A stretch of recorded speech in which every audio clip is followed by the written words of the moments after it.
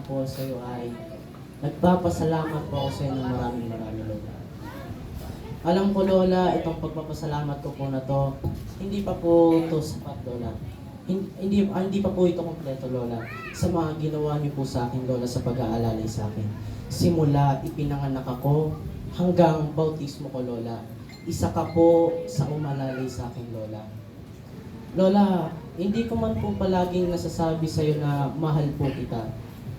Ngunit alam po ng Ama Lola kung gaano po ako nagpapasalamat sa Kanya, kung gaano po ako taus-pusong nagpapasalamat sa Kanya Lola. Lola, sa puso't isip ko po, nag-uumapaw po ang pagpapasalamat ko sa iyo, nag-uumapaw po ang pagmamahal ko sa iyo Lola.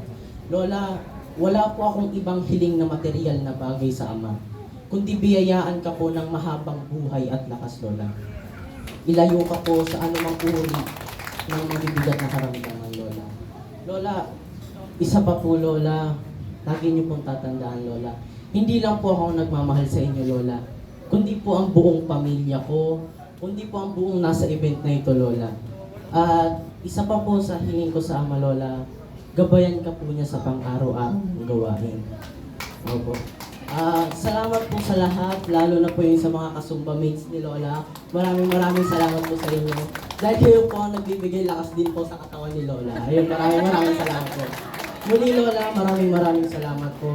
Ito lang po ang tanging mensahe ko sa Lola. Maraming salamat po. I love you Lola. Lola.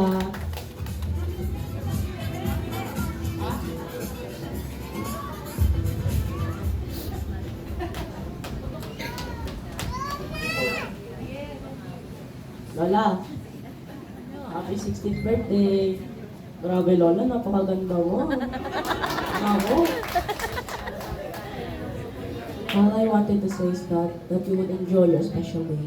This special day. I wish that you would be in a great health. Lola, thank you for the sacrifices you made. I am very thankful for the things you've given to me. Lola, grabe talaga, napakaganda mo. Hindi na tumatanda, Lola. Naku, parang bumabata ka, Lola.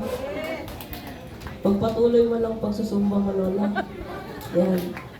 Lola, thank you, Lola, ha, sa pagmamahal sa amin nila Kuya Boji at Yata. At sa mga pinsan pa namin. Thank you po sa lahat ng pumunta. Ayan lang po. Happy birthday, Lola. Thank you for being supportive and independable. Lola, you're not getting older. You're just leveling up. You're still sexy at 60, and I wish that you're always healthy, and I love you so much.